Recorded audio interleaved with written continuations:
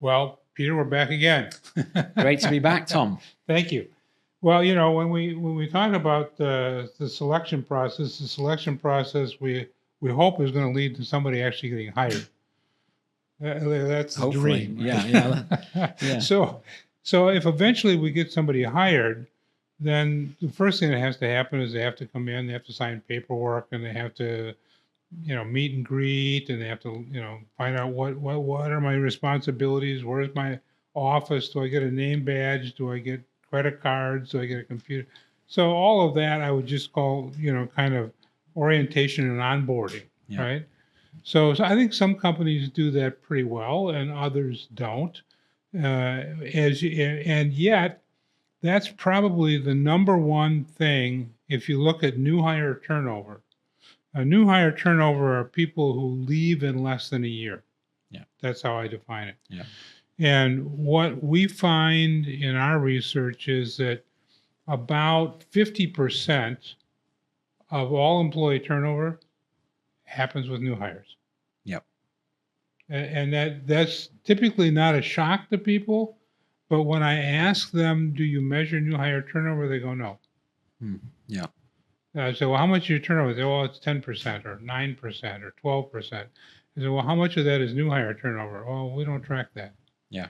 And yet I would say to you that the orientation and onboarding is probably the greatest predictor of whether or not you got somebody starting off on the right foot or not.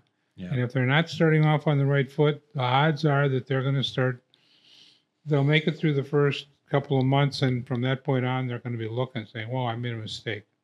Yeah. So I think the onboarding and orientation program is something that can be used to help cement that relationship and to build a bond very quickly. I mean, the bond starts, I think, in the interviewing process because people start to, hey, we got a rapport going here. Yeah. And then it can all fall apart very quickly in the first week. Yeah, absolutely. Yeah. All right. I've seen plenty of horror stories on that. Well, let's not hear too much about that. We want to think about what have you seen that companies do that you think is very smart in terms of orientation and onboarding and orientation. I mean, one of the things, because of the business that I'm in, that we always advise clients to do is make sure that you share with the new hire why you hired them. Give them the feedback without the individual ratings, but here's what we were looking for. Here's how we rated you. Here are the things we think you're going to be really good at. Here's some things that, by the way, we think you should pay attention to. But the good news is we hired you because we believe you can do it. Yeah. Right. So it kind of acts as as really the most useful part of the orientation to really kind of help guide the new hire into, oh, these are the things that I'm probably going to be pretty good at. These are the things I got to be careful of and pay attention to, right? Yeah, I think that's a great. I definitely agree with that. I think it's a great way to one part of the sort of onboarding process is know where you are. Yeah, right. So if you don't know where you are, then you don't know where you're going to head to. Right. But I haven't seen I haven't seen a great deal of, at least on the ground anyway, like of onboarding success. I think, you read about onboarding expert. There's a great book, the Employee Experience Handbook or something. I think it's called something like that. It's like lots of great companies in there share their practices. But I think what I've seen, which is really good, is just making sure being organized. Really, I think if you come in on your first day. I think I've experienced it myself in the past where my calendar is full for the next 2 weeks. Right. I'm meeting this person at 9 o'clock. I've got a meeting with this person at 12. Right. I'm having lunch with this person on Friday. Like that. That's like I was like pretty impressed by that sort of thing because I've seen the opposite where. You've walked in and you sit on your desk, you open your drawer and it's got the old person's stuff in it. Right. And so it's like chalk and cheese. Yeah, all the business cards. Yeah. No laptop. No laptop. dirty. I need to clean my desk. Right. I've seen that sort of stuff. So I think Wastebasket still full. yeah. So there's I think that's a really good thing. Is obviously if the company's really organized and they've got the roadmap for the next sort of let's say at least couple of weeks. But one of the things, and this is why I advocate about this thing about why did we hire you? The other thing is making sure that they have a really good understanding of who are the people beyond your immediate team that you will be working with. Now, oftentimes, what happens is there's a department orientation, and you kind of meet your work colleagues, and you go to lunch with them and things like that. But the quote unquote key customers, the people that you ultimately are there to help service and provide information or whatever it is that you're doing, whatever your job requires. Who are those people? Because that person's got to develop a relationship with all of them as well. Yeah. So if it's on the schedule that I've got to go meet George Tuesday for lunch, who's George? Yeah. And why am I having lunch with George? How do I fit with George? So so having somebody who's providing that kind of overview, put things in context for them. It's not just you got to meet 18 people. Yeah. These people are colleagues. These people are customers. These people are support. So that you start to develop an understanding of who these people are and what your relationship should or could be. Yeah. No, I totally agree. Again, I don't know how. I don't. The problem with recruitment companies or search firms is often the onboarding process. The onboarding process is a bit of a grey area, isn't it? Between recruitment, TA, and HR. It's like that sort of the recruiters. Right, we've got the contract signed. They've signed. Right. They're going to join. Okay, they're going to. Then who's taking that responsibility between when they're in that transition period and when they do join? Obviously, recruiters, particularly executive recruiters or external recruiters, they're on to the next gig. I mean, I'm sorry to say, I wish it wasn't true. I understand, yeah.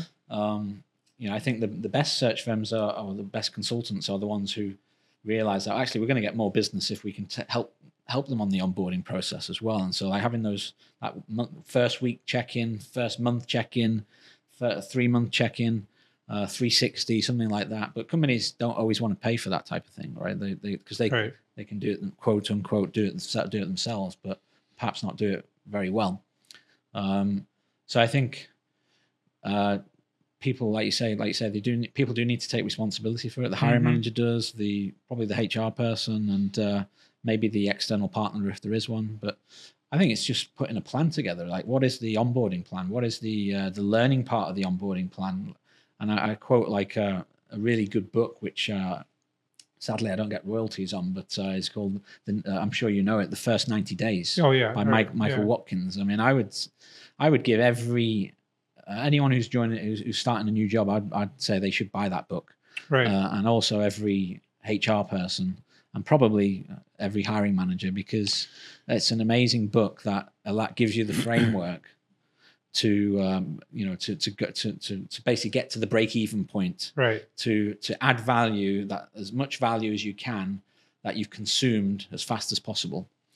That's a good reference. Give us the name of the book again, so that the First 90 Days, by Michael Watkins, and so really, really good book. So it's about because I'm sorry, but onboarding I see and you always see it on LinkedIn and things like that, is like, oh, there's a nice gift welcome box full of stuff that I'll never eat. Yes. And a branded mug and T-shirt, which you should give me anyway. Right. Like, that's not good onboarding. That's right. Nice to have. Like, but if you really want to do that, you should know that you've interviewed me and that I don't drink tea. I drink coffee. So get me some Kopi Luwak or something. Right. So I think these are nice to haves, but what's important is, well, how do I get this person up and running as fast as possible? So that they're engaged and they're an ambassador and an advocate of our brand, and obviously they perform. And I think that's the best best framework for a good onboard, I would say. Do you guys actually work with the client organization to help them think about the onboarding orientation, or do you find that they, oh, no, we got it. We have a standard Yeah, process that we use, and you stay out of it? Yeah, 80% of the time, I'd say we don't get involved with it. Yeah, I think obviously smaller companies we can get involved with it. Right. You know, in some cases we're getting paid for it. In other cases, it's sort of it's in our interests to help them to some extent.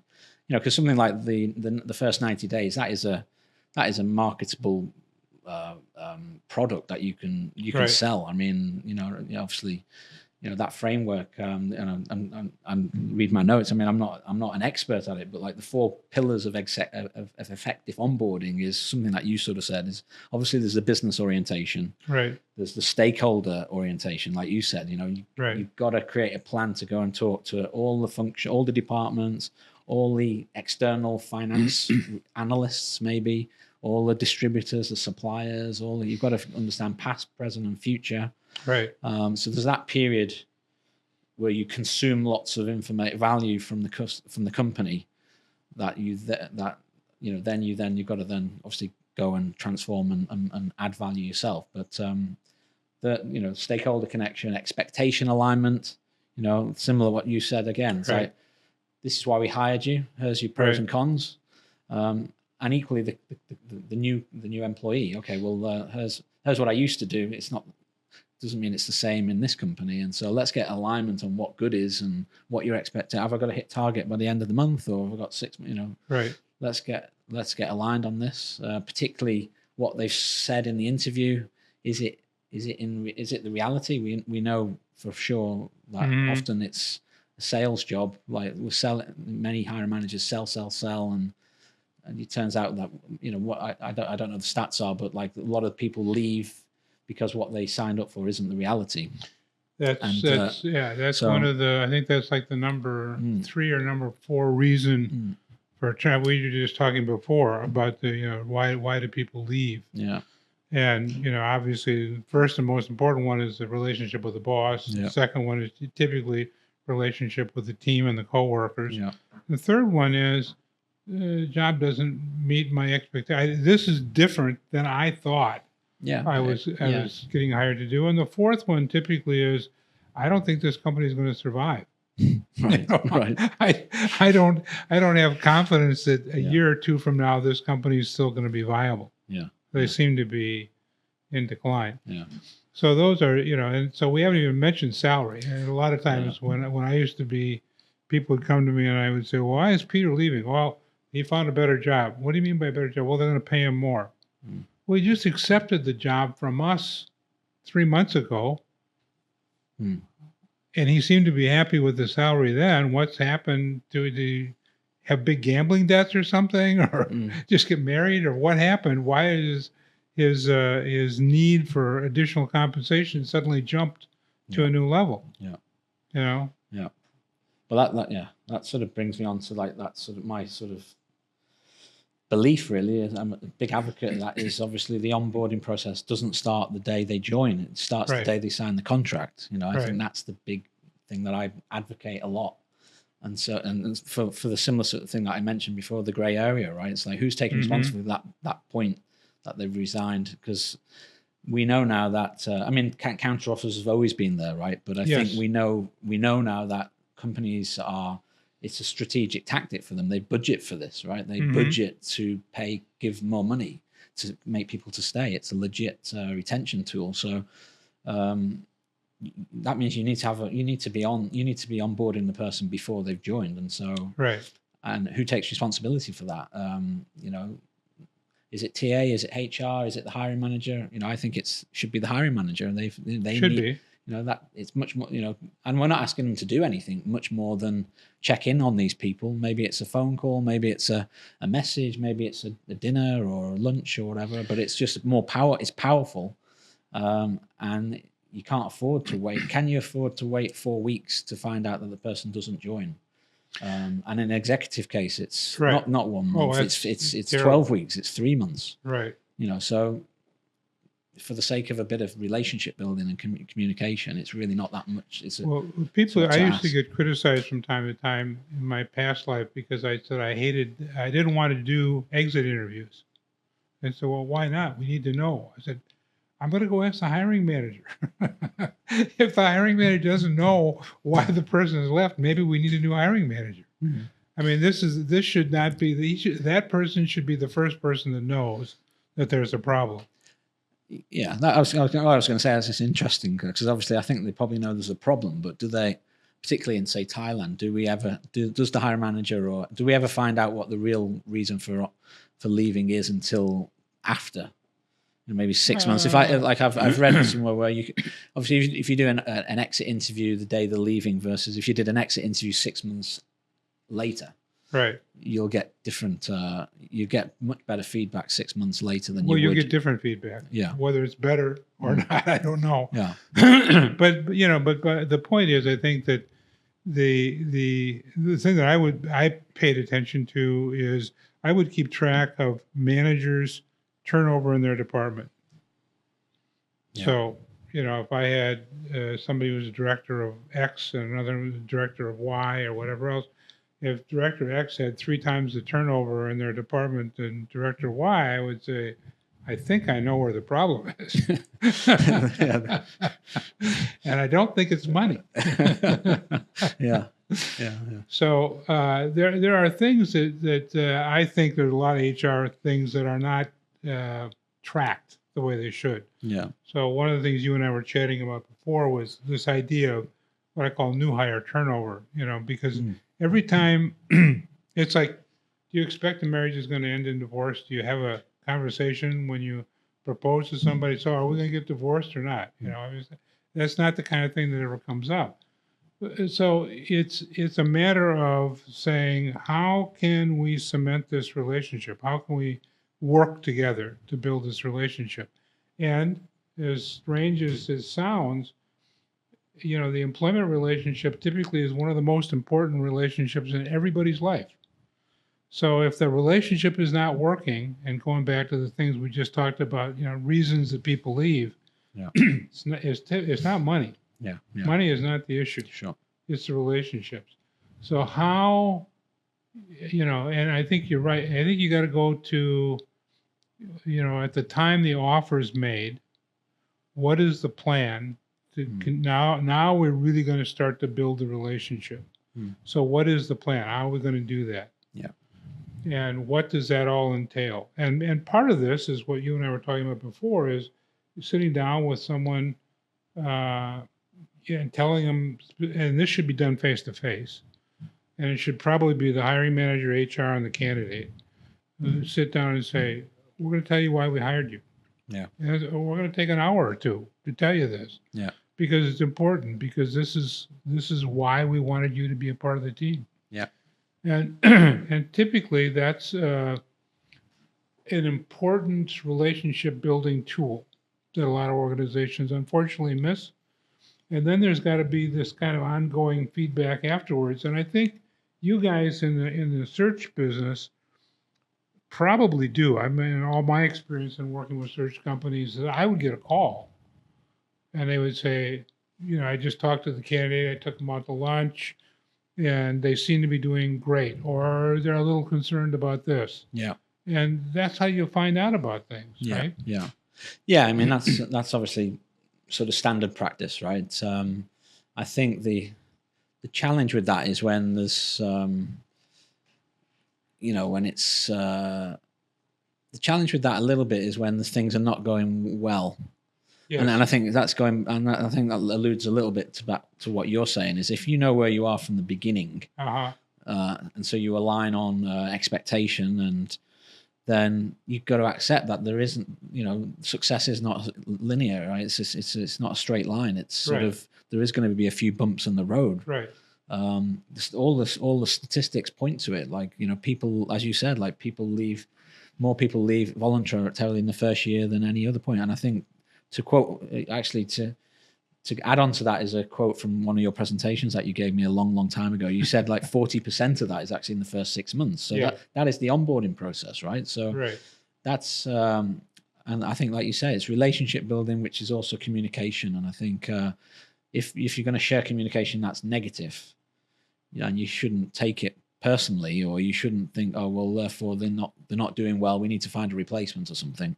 Right. No, it's like you've made the decision to hire them based on hopefully a robust hiring process. Exactly. So at that point you decided to hire them. They were the right person for the job. Just so what's changed in like 1 month or 2 months? Or Right. It's just the new circumstance, the new situation. They've Right. still got the skills and the competencies that you've assessed for, and you've hopefully the cultural fit that you thought they were. Although that's a bit of an issue. I think that's on selection, isn't it? How to get the right culture. But I think the point is you've got to take this feedback and sort of if you've got a plan in place that if this happens, then if there's a problem with performance, or it should be something that you can talk about, and then get them steered onto the right path. Yeah, I think you alluded to the fit part. The fit part to me has always been about personality. I mean, the research that I've seen from Harvard Business Review and Bain and several others says that with executive placement, 80% of the reason for turnover comes from poor relationships with the new hire, not bonding with either their boss or their work colleagues or their subordinates or the key customers in their stakeholders that they serve. And there's something that goes wrong in that. So, assessing and looking at personality, particularly at the executive levels, I think is incredibly important and should be part of the onboarding, should be part of the selection process, but it needs to be part of the onboarding process as well. The other thing is, I think oftentimes people, and it's particularly true of the HR departments, they've got a sheet right here. It's got 4 pages to it. That's the onboarding program. Here it is. Go do this. Right? And of course, all it is a series of meetings that have to occur, and there are usually signature marks on the right-hand side that says, yes, they had a meeting with Peter, and then they had a meeting with Gina, and they have a meeting with George, and bink, bink, bink, see all the signatures there. And then something happens. They go, well, they signed off every one of these things. Yeah, I've done my job. I've done my job. It's not my fault. But the orientation is kind of like the honeymoon, right? Yeah. Well, how long does it take, do you think? Then what is we sort of say, or I mean, are they different things as well? Orientation and onboarding. I see it as slightly different. Like the orientation is the sort of that first week or whatever, where the HR person's telling you all the policies and all that sort of stuff, and whereas the onboarding is like the longer, broader sort of we need to get you on board, as in performing. I don't think you can separate the two. I don't think that there's the orientation, which is here's the policy manual and here's the expense accounts and here's right. It's all part and parcel of that. It all goes together. Yeah. Knowing how to fill out an expense report doesn't solve the problem. Right? So it's a matter of, is the company investing enough? And when I say the company, I also mean you guys, because I think you guys do have a role to play. I would say the executive search company probably has about a 10 to 20% input into the orientation and onboarding, or should have, because they're the opportunity to get some third-party feedback. So if you guys are having lunch with them a month out or something like that, or you give them a phone call after the first week, how's it going? Those kinds of things are enormously helpful, because the people from inside the organization are probably not going to hear those things when they should be hearing those things, because they won't get the right answer. Because the person is going to say, oh, everything's going fine. Now they will say, wow, I don't like Tom. He's really hard to get along with. So it's a matter of using all the tools, all the resources. So I think the point that you were asking is, is the orientation, is the onboarding and orientation, are they separate? I say, I don't think they are. I think they are joined at the hip. Again, there are probably four stakeholders who are involved. The executive search company is one, but obviously they're playing a diminishing role, Yeah. as they should. Yeah. The other one is the hiring manager. That person is really key. The other one is HR. They're kind of the balance to the executive search. They're an interested party, but they're part of the organization. But they also have a chance to get a little more objective feedback than the hiring manager does, for Yeah. instance. And then of course the other one is the executive who's in charge of that area. Yeah. The boss of the boss, right? Yeah. Because the boss of the boss has got a stake in this placement as well, Yeah. right? Yeah. And I'm not sure that they always understand that. I Yeah. think sometimes they just they don't want to get too involved. Yeah. Yeah. Well, I think just thinking more broadly, I think it's going back to the employee experience, and it's just okay. How often do we review our processes in respect to this? Like the first day, Right. how often do we sit? How often do we take feedback from all our new employees about their experience on the first day, step by step? Right. From the greeting, the welcoming, Right. to the technology pieces. Was the laptop ready, for example? Telephone, laptop, was all business that ready? cards, name badges. To the team introductions, to the business orientation. Tell us about the experience. Was it positive, neutral, Right. negative? And then what were the problems? Okay, well, and then what are the solutions? Like how can we how can we make that experience better? And if you do that for each part of the onboarding process, that's just the first day. Right. That goes some way to improve. It's obviously going to go some way to improving it, because I think, Right.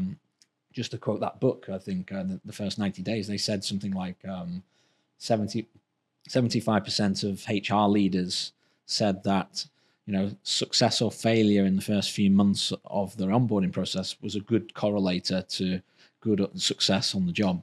Right. And so if you screw Which up, gets screw to up the kind of new onboarding, hire turnover. yeah, People. they're Yeah. gonna leave. The other thing, and this has always kind of troubled me a bit. People used to ask me, so they say, "Well, you want me to track new hire turnover, but so shall I separate it, regretted and unregretted?" Yeah. Think about that for a second. You just asked me a question. I'm starting to laugh Yeah. because everything that happens in the first year is regretted. Yeah. Right? Should be. It should be. Yeah, it should be. There should be no such thing as unregretted new hire turnover. Yeah. And yet I've had people say that to me. Yeah. Well, we keep track of regretted and unregretted. Yeah. Well, if you're talking about new hires, it's all regretted. Yeah. And what's the root cause? Was it because of a substandard onboarding process, or was it because of substandard recruitment process in the first place? Because You're back to and that's all part and parcel of it as well. Except that I think what happens is we assume, whether we're right or wrong, that if the person has accepted the job, that the selection process probably worked pretty well. Assume, yeah, right. But maybe there were some flaws, some things that we missed in there, right? Maybe there was a little contentiousness, misunderstanding about the salary, or I thought my family was going to be covered with health insurance benefits from the day they started. Now you tell me I got to wait a year before my dependents are covered. I mean, there's just all these opportunities for miscommunication and misunderstanding. That really can twist the relationship. Yeah, exactly. It's not. Look, it's complex, isn't it? It's not straightforward. I was just thinking. Well, look, the good benchmark is obviously if a person's performing in the job 1 year later, then it's been a good process. But like you say, it could be nothing to do with the person. It could be a miscommunication on benefits, right? And therefore they're leaving for that type of thing. And that had they had that fixed, then they could be one of the people that were still performing 1 year later. So exactly, it's it's a tricky one, but it's clearly it's tricky because all human relationships are tricky, and employment is a human relationship. Sometimes we think of it as a transaction. It's not a transaction, and people who think it's a transaction often suffer the consequences of thinking there's a transaction because it's more than that. So All right. Well, listen, I think this has been a really, really good discussion. I'm hoping that people get some good takeaways from this. I think the book that you mentioned, as you were mentioning it, there's another book that was done by the Center for Creative Leadership in the United States. And the guy who was the executive director of that, a guy named David Campbell, he'd written a book, and I can't remember the title of the darn thing now, but it was like the first 100 days or something Yeah, like yeah, that. yeah. May have been the first 90 days, but at any rate, he talked about all the things that an executive, this is just an executive, Mm. not a manager, but somebody who's Yeah. playing an executive role, really had, and it was aimed at the executive. It wasn't aimed at the company. Yeah. It was aimed at the executive. These are the things that you need to make sure happen in the first 90 Yeah. to 100 days. So Yeah. that theme, I think, is very important. Yeah. So I'll try to find that book that I've got, and you said this one's called The First 90 Days. Yeah, The Remember First 90 author's Days. name? Yeah, Michael Watkins. Michael Watkins. Yeah. Oh yeah, okay. Yeah, I remember him. So yeah, it's the same concept. It's focus on the executive, but the Right. principle's the same. I was looking at it from with the lens of a consultant and think, well, how can I help that the candidate, or Right. how can I help the company help the candidate? So I Right. think, and I think the HR leader or the hiring manager could also look at it from that lens and go, Correct. yeah, I need to sit down with my new leader and talk and make sure I've discussed the business orientation, make sure we get him adapted culturally, make sure that we align on expectations, all Right. that sort of stuff. Isn't it?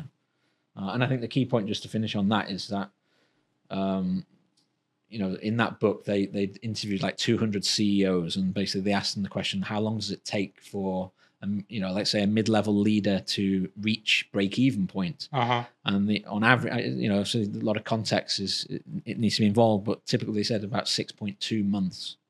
Yep.